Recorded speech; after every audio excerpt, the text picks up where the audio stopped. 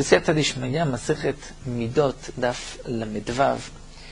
On continue à partir de la deuxième Mishnah, la première ligne, et toujours avec l'explication de Rabbeinu Ovadia Mibartenora pour la suite de ces Mishnayot.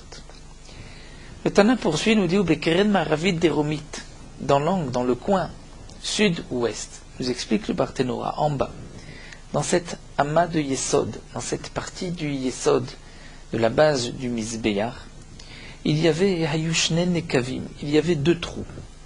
Kemin Shne Chotamim Dakim, comme deux Chotamim, comme deux narines, peu comme le Chotem, le nez du Mizbeach, Dakim, des trous qui étaient fins.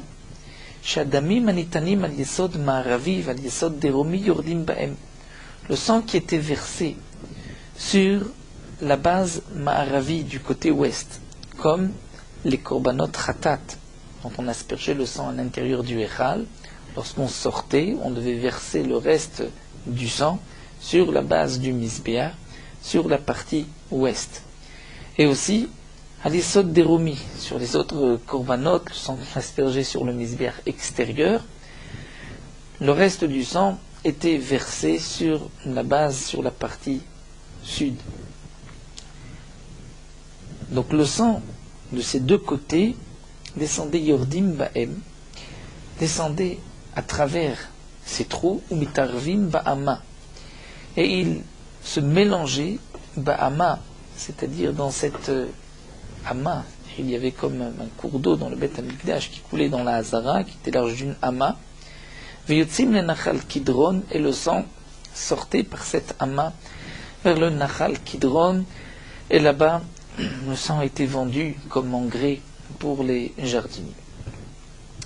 Les Matabaritspa Beoto Akere, sur cet angle, qui était sud-ouest, en bas sur le sol de la Hazara, Makom Ayasham Ama al Ama, il y avait un endroit qui était large d'une Ama sur une Ama, environ 50-60 cm sur 50-60 cm, le Tavla Shel Shaish.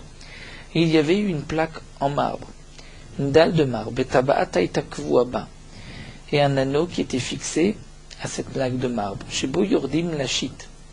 Donc on soulevait cette plaque de marbre et on descendait dans le trou qui se trouvait sous le Mizbeach, à l'endroit où les Nesachim, lorsqu'on versait le vin sur le Mizbeach, les Nesachim tombaient dans cet endroit, dans ce trou. Menakimoto. Donc de temps en temps, on le lavait, on le nettoyait. On nettoyait cette pièce, on enlevait tout le vin qui avait même coagulé, qui avait séché. On revient au Mizbeach, il y avait une pente, une rampe qui nous permettait de monter sur le Mizbeach. Cette rampe se trouvait au sud du Mizbeach. Shloshim ushtaim al rochav shesh esre. Elle était longue de 32 amot sur une largeur de 16 amot. Urvuva haitalo b'ma'aravo. Il y avait comme une fenêtre du côté ouest, c'est-à-dire à la gauche de cette pente, dans la pente elle-même, cette pente elle-même. Urvuva haitalo b'ma'arava, donc il y avait une fenêtre creuse. Chez Shama imutnim psule chatataov. C'était là-bas qu'on mettait les psoulé khatatot. Si un khatatov était pas soul, on le déposait là-bas jusqu'au moment où il allait devenir notar, c'est-à-dire jusqu'au lever du matin, et ensuite on le sortait pour le brûler. Echad avne akevesh, aussi bien les pierres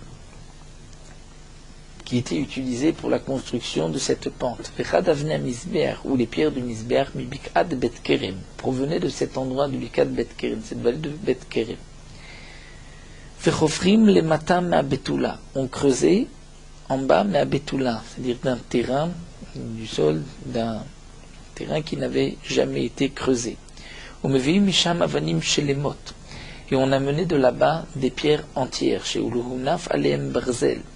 On n'avait pas levé le fer sur ces pierres. Pourquoi chez barzel posel benegia? Étant donné que le fer, vous ne rendez pas sous la pierre Benegia si elle avait touché, si elle était au contact, ou Bepugima, l'école d'Avar. Et Bepugima, l'école d'Avar, c'est-à-dire si la pierre avait été abîmée,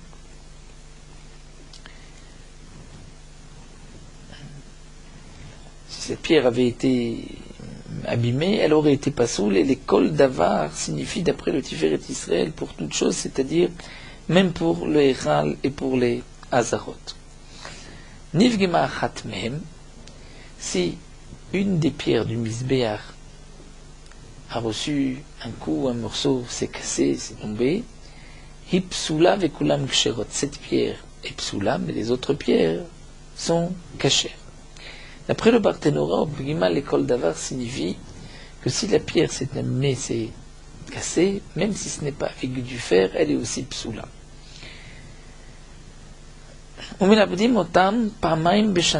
Et on les blanchissait avec de la chaux 2 fois par an. Une fois à Pessah et une fois au moment de Sukkot. Et le Echal lui-même, une fois, était recouvert de chaux à Pessah. Rabbi Omer, Kol Erev Shabbat melabnim otan b'mapa mipnei adamim. Rabbi dit que chaque vendredi, on essuyait une misbéach avec une nappe, une serviette, à cause du sang, pour enlever le sang. Il n'est pas collègue des Barthénora avec Tanakama. Il rajoute juste que le vendredi, on nettoyait le misbéach. Lo hayu sadin otan, on ne pouvait pas, d'après Tanakama qui avait dit que on devait blanchir avec de la chaux le misbéach, on ne le blanchissait pas, on ne passait pas la chaux bechafis shel barzel, avec un instrument de fer, Shema Yigav et Ipsol, de peur qu'il touche la pierre et qu'il va la rendre pasoul. Shea barzel nivra le katser yamav shel adam. Et la Mishnah nous explique pourquoi on ne peut pas lever le fer sur les pierres du misbéach, parce que le fer a été créé, les katser yamav, pour raccourcir les jours de l'homme, puisque le fer tue, on fait des couteaux, des épées. Le misbéach nivra l'arich yamav shel adam, alors que le misbéach a été créé pour rallonger la vie de l'homme, à travers les korbanot qui vont pardonner ses fautes. Donc, enobadin shunaf mekatser ala ma'arich, ce n'est pas juste, ce n'est pas le din que ce qui raccourcit doit être levé sur ce qui rallonge la vie. V'tabot hayu litzvono shel misbeach, il y avait des anneaux au nord du misbeach. Shishas darim shel arba arba, 6 rangées de 4 anneaux, en tout 24 anneaux. Veshomrim arba shel shesh, d'autres disaient que c'était 4 rangées de 6 anneaux. Shalem shochatim et takodashim, c'était sur ces anneaux qu'on égorgeait les korbanot. Comme nous dit le Barthénora, puisqu'on n'attachait pas le korban tamid, comme nous l'avons vu dans Masechet Tamid. Donc Yochanan Kohen Gadol a institué 24 tabaot pour les 24 mishmarot des Kohanim. Et elles étaient fixées, des anneaux comme un arc. On rentrait le cou de la bête au moment de la shrita, et on bloquait de l'autre côté l'anneau dans le sol. C'était au nord du misbéach, puisque les korbanot devaient être égorgés au nord. Bet Amidbachaim Mahya Litzvono Shel Misbéach. L'endroit Bet Amidbachaim, qui était un endroit, comme dit le Tiferet Israël, qui n'était pas entouré de murs, ce n'était pas une pièce à part, mais c'était un endroit où on dépeçait, on coupait les korbanot en morceaux. Mahya Litzvono Shel Misbéach se trouvait aussi au nord du misbéach. Ve'alav Shmone Nanassim, il y avait 8 piliers de pierre, Nanassim qui était petit, qui était bas. Urvi'in shel erez al gabehem, il y avait des carrés de bois de cèdre par-dessus. Ve'un kelayot shel barzel ayu kvuim ba'em, comme l'on vu dans Masechet Tamid, il y avait comme des anneaux, des crochets de fer qui étaient fixés sur ces carrés de cèdre. Ushloshas darim ayu lekol echad ve'echad, il y avait trois rangées, c'est-à-dire 3 anneaux l'un dessus de l'autre, pour pouvoir accrocher les bêtes. Chez Bahem Tolim, on accrochait les bêtes, les korbanot, et tout dépend de la taille du korban, s'il fallait les surélever, donc il y avait 3 hauteurs. Umafshitim al shulchanot, et ensuite on enlevait la peau des korbanot, et on On coupait, donc on enlevait la peau à côté de ces tables pour ensuite poser. Moi, de Tiferet Israël nous explique pour poser le couteau lorsqu'on avait besoin. Donc les shulchanot shel Shaish ben Ha'amudim, qui étaient donc des tables de marbre entre ces piliers et sur lesquels on allait aussi rincer les entrailles de la bête, puisque, comme nous l'avons vu, le marbre laisse les cravailles, les entrailles, les laisse froid, puisque le shaïch refroidit, ce n'est pas comme l'or qui réchauffe. Mishnavav Kiyor Aya Ben Haoulam Vela Misber. Le Kiyor, c'est ce récipient duquel les Kohanim devaient se laver les mains, Kilushadaim et Reglaim. Il se trouvait entre le Oulam et le Misbeach. Donc le Misbeach et le Oulam, qui était l'entrée du Echal, ou Mashur Klapedarom. Il était poussé du côté sud. Ben Haoulam Vela Misbeach, entre le Oulam et le Misbeach, Esri Mushtaim Ama, il y avait 22 amot. Il y avait 12 marches là-bas qui menaient du Misbeach jusqu'au Oulam. Ma'ala, la hauteur d'une marche était de Chatsi Ama, d'une demi-ama. Mais Shilcha, la profondeur était Ama, d'une ama. D'après le Barthénora, la première marche était donc profonde d'une ama. Du Misbeach jusqu'à la première marche, il y avait 3 amot. Ensuite, la première marche était profonde d'une ama. Donc on a 4 amot. On doit arriver à 22 amot entre le Misbeach et le Oulam. Ensuite, il y avait ama, verovet shalosh. Deuxième et troisième marche qui étaient profondes d'une ama. Et la quatrième marche était profonde de 3 amot. Ensuite, ama, la cinquième et la sixième marche profonde d'une ama. Et la septième, verovet shalosh, était profonde de 3 amot. Vaïliona, celle qui était la plus haute, la 12e, était après Ama Veroved Arba, c'est-à-dire elle était après 4 marches, chacune d'une Ama, et la 12e donc était profonde de 4 amot. Donc si on compte 3 amot jusqu'à la première marche, ensuite nous avons 2 marches d'une Ama, 3 marches d'une ama d'après Barthénora, ce qui nous donne déjà 6 amot. Rovet Shalosh, la quatrième marche était de 3 amot, nous sommes à 9. Ensuite, 2 d'une ama, 11. La septième était de 3 amot, nous sommes à 14. Ensuite, il y avait 4 marches d'une ama. Et la dernière, la 12e, était de 4 amot. Et donc, 4 amot, ça nous donne en tout 22 amot. Rabbi Yehuda dit non, Eliona ama verovet chamesh. D'après Rabbi Yehuda, la dernière était après 4 marches d'une ama, mais elle était profonde de 5 amot. Pourquoi nous dit Tanakama, nous dit Barthénora? Parce que d'après Rabbi Yehuda, du Misbeach jusqu'à la première marche, il n'y avait que 2 amot, alors que d'après Tanakama, il y avait 3 amot. On continue avec Mishnah Zayin. Pitro shel Ulam, la hauteur de l'entrée du Oulam. Govo Arbaim Ama était haut de 40 Ama. Verochbo, et la largeur Esrim Ama. Vechamesh Malteraot Shel Melat Ayu al Gabav. Et il y avait 5 poutres qui étaient dessinées, arrangées, il y avait des dessins Shel Melat. Shel Melat, nous dit le Barthénora, c'est un arbre sur lequel poussent des glands, des afatzines, des glands. Donc c'était des poutres de cet arbre-là. Ayu al-Gabav qui se met au-dessus de cette porte-là. À Tartona, au défait à la pétach amamisé va amamisé. La première poutre dépassée de la porte était large de 20 amot. Donc la première poutre qui était donc la première la plus proche de la porte dépassait d'une ama de chaque côté, donnait 22 amot. Chez les ma'ala mimena, au défait à amamisé, celle qui était au-dessus, dépassait encore de 2 amot, donc 24 amot. Nimtset Eliona, Shloshim ama, donc la troisième, elle dépassait aussi une ama de chaque côté, faisait 26 amot, la quatrième 28 amot, et la cinquième 30 amot. Benidbar shel avanim haya ben kolachat vechat, il y avait une rangée de pierres entre chaque poutre.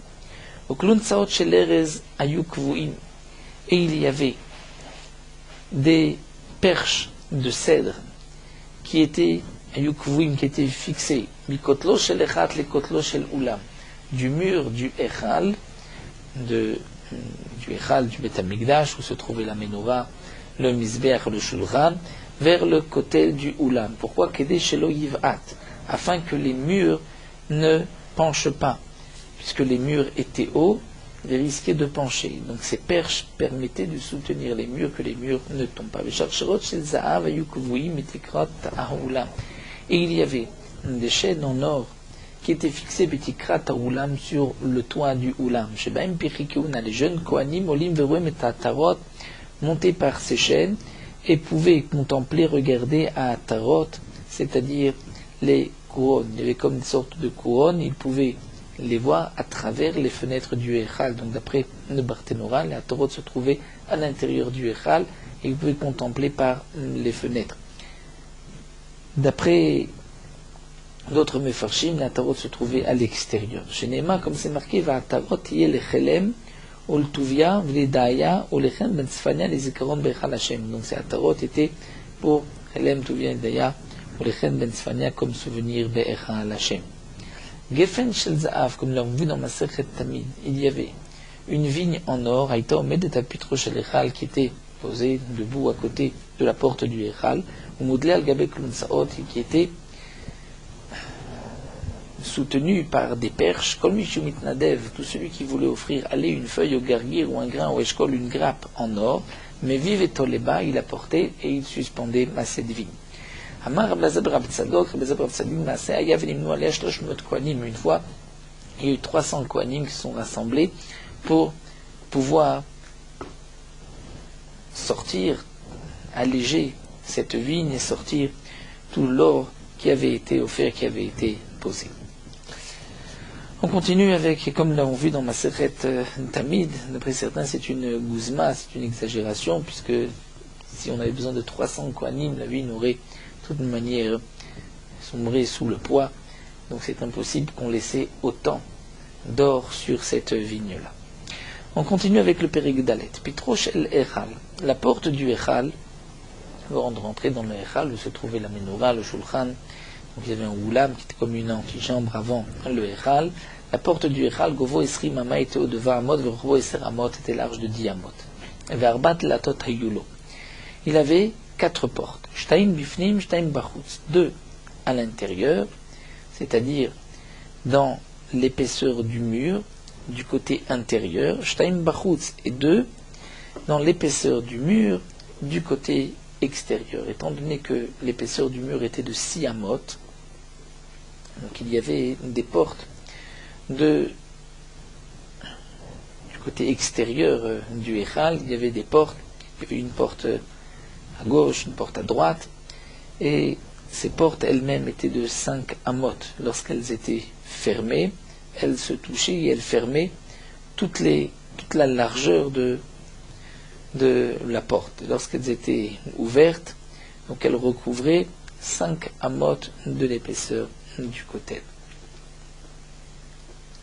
Et il y avait encore 2 autres portes qui à la fin du mur du côté intérieur, et lorsqu'elles étaient ouvertes, donc elles recouvraient aussi 5 Amot de chaque côté. Chez Neymar, comme c'est marqué dans le Pasuk, Ushtaim de la tot la Echal de la Kodesh, il y avait 2 portes pour le Echal et pour le Kodesh. Achitzonot niftachot letoch ha-petach, lechasot ovio shel kotel. Les portes extérieures s'ouvraient à l'intérieur, les toch ha-petach, pour recouvrir l'épaisseur du kotel du mur. Vapnimiyot niftachot letoch ha-bait. Donc les premières, celles qui étaient extérieures, s'ouvraient, mais elles restaient dans la largeur de l'entrée, et elles recouvraient l'épaisseur du mur, puisque nous avons dit que le mur était de 6 Amot. Donc s'il y avait eu d'abord un décalage d'une Amma, on avait mis ces portes, donc lorsqu'on les ouvrait, puisque la largeur de la porte du Echal était de 10 Amot, donc chaque porte était de 5 Amot, lorsqu'on ouvrait, elle recouvrait toute l'épaisseur du mur.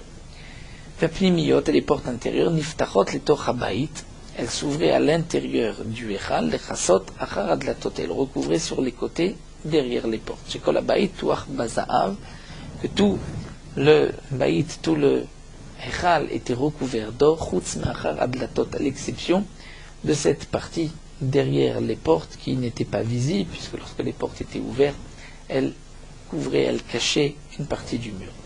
Rabbi Yehuda Omer betoch hapetach hayu omdot. Rabbi Yehuda dit que ces portes se trouvaient, aussi bien les portes intérieures que les portes extérieures, se trouvaient à l'intérieur de cette entrée de Siamot. Ukimin itztra mita hayu venikpalot lachoreem. C'est-à-dire, c'était comme des planches, on peut dire, qui étaient des planches qui étaient reliées l'une à l'autre, et que lorsqu'on les ouvrait, donc elles se pliaient. Et donc de cette manière, lorsqu'on les ouvrait, tout restait à l'intérieur. Elouchta amot ou merzal, les unes ouvraient 2 amot et demi de la largeur de l'entrée, velouchta amot ou merzal, et d'autres shte amot merzal, 2 amot et demi. Il restait Chatsi Ama Mezouza Mikan, Chatsi Ama Mezouza Mikan. Il restait une demi-ama pour la 6e ama, qui était une demi-ama Mezouza qui servait de poteau d'un côté, et une demi-ama qui servait de poteau de l'autre côté. Genema, comme c'est marqué, Ushtaim de la tot, le de la tot. Il y avait 2 portes pour les portes, c'est-à-dire que chaque porte était en vérité composée de 2 parties de 2 portes, donc on pouvait plier, puisque la porte, l'entrée faisait 10, donc chaque porte était de 5 amot lorsqu'elle était pliée, mais elle n'ouvrait que 2,5, donc de chaque côté, et donc ça c'est pour les portes extérieures, de même pour les portes intérieures. Et c'est marqué Shtaim Musabot Dlatot, Shtaim le Deletechat ou Shte Dlatot le Acheret. Donc là aussi on voit donc dans le Pasuk que les portes étaient composées de 2 parties. Et Shtaim Musabot Dlatot, c'est-à-dire qu'il y en avait 2 qui étaient pliés pour chaque porte. Shte Dlatot la Acheret et aussi 2 pour l'autre porte.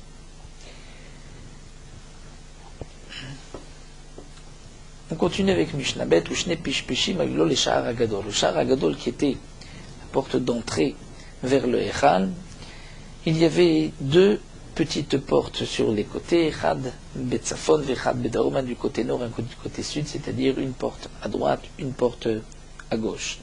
Chez Bedarom, le Nechnas Bo Adam Olam, on l'a vu le Masret Tamid, la porte de gauche au sud, personne n'était jamais rentré. Voilà, vous me fourrachez les Cheskel, et c'est à propos de cette porte que c'est marqué dans le Cheskel, Shema Vayomer El Hayashem, Hashem a dit, Asharaz et Sagour, il sera fermé, Lo Ipatea, il ne sera pas ouvert, Veish Lo Yavobo, personne ne passera par cette porte, qu'Hashem Loki Israël Babo, Viachol Akadosh Baruch traverse cette porte, Vaya Sagour, même lorsqu'elle est fermée. Natal est un mafter, de même le Kohen devait prendre la clé. C'est vrai que les Mefarshim soulèvent une question, certains ont dit le Kohen, mais est-ce que c'était le Kohen qui ouvrait la porte ou c'était le Lévi qui ouvrait la porte?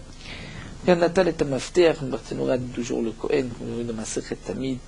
Natal est un mafter, il prenait la clé, ou Patach est un pishpesh, et il ouvrait cette première porte sur le côté. Menichnas leata, et ensuite il rentrait dans une pièce, au meata, et de cette pièce qui était construite dans le mur, il rentrait dans le Hechal. Et du Hechal, il ouvrait les portes de l'intérieur, comme nous l'avons vu dans ma Masechet Tamid. Rabbi Yehuda Omer betoch Oviush el Kotel Hayam Me'alech. Rabbi Yehuda dit que de ce tas, de cette pièce, il ne rentrait pas dans le Hechal, mais il continuait dans l'épaisseur du mur, et il se trouvait à Chinsa Omed Ben Shnei Hasharim, il se trouvait entre les 2 portes. Comme nous avons vu que l'entrée avait 2 portes, une intérieure, une extérieure. Upatach et Tachitzonot Mubifnim, et il ouvrait les portes extérieures de l'intérieur, et Tapnimiot, les portes intérieures Mubachutz, de l'extérieur. Nous allons nous arrêter ici pour Daf Lamed Vav, on reprendra Daf Lamed Zayin. Terminons Meorot Halacha de Masechet Midot.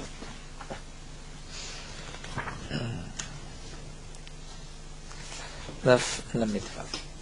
Un invité qui mange chez le Balabait, son intention est que tout ce que lui apportera le Balabait, il le mangera. Et donc même s'il a terminé de manger un aliment qu'on lui a proposé, ensuite on lui apporte un autre aliment, c'est comme s'il avait pensé milechatrila de le consommer. Donc lorsque la bracha des aliments qu'on lui apporte ensuite est la même que ce qu'il avait mangé au début, même si c'est une autre sorte, il n'est pas nécessaire de faire une autre bracha. Même si au départ on lui a apporté des aliments dont la bracha était shakol, il les a terminés, ensuite on lui a apporté une boisson, bien que la boisson est considérée comme une espèce totalement différente du solide de l'aliment, malgré tout, il n'est pas nécessaire de faire une bracha chez Akol. Son intention était sur tout ce que le balabait lui apportera. Il pourra s'acquitter par une seule bracha chez Akol.